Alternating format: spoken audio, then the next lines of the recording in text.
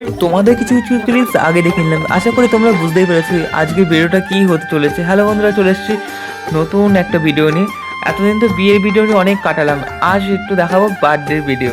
আমার বন্ধুর বার্থডে, তো এই সাইডে আসলাম আমি কেক নিতে। আমি ডিউটি থেকে বাড়ি যাওয়ার সময় আমি কেক নিয়ে যাচ্ছি, ওরা বললো তুই কেকটা নিয়ে আয়। আমি বলছি ঠিক আছে।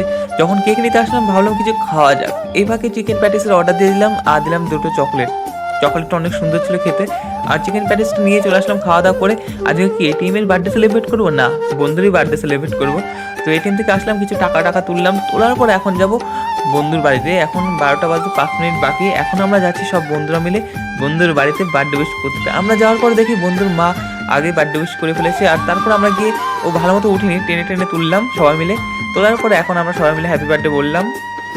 আমি কেক তো আনলাম কিন্তু মেন জিনিস আনিনি, ক্যান্ডেল আনিনি। আর ক্যান্ডেলের জায়গায় কী দেওয়া হবে দেখার জন্য অবশ্যই ফলো করো, ভিডিওটা স্কিপ করো না প্লিজ, তাহলে মিস করে যাবে।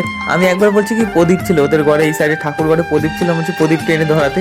তো বন্ধুরা বলছে থাক, প্রদীপ দেবো, আবার ঠাকুর ঘরে যে হাত দেবো।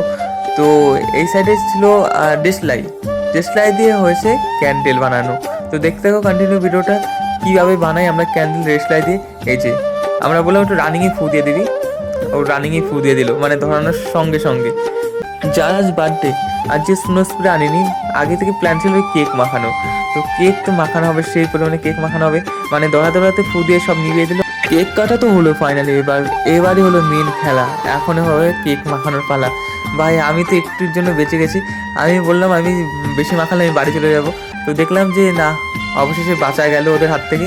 এই বন্ধুটার অবস্থা দেখো কি করেছে, আরেকটা বন্ধু ধরেছে, ধরার পর এরকম অবস্থা করেছে, কেকটি পুরো মাখিয়ে পুরো মুখ হলুদ করে দিয়েছে।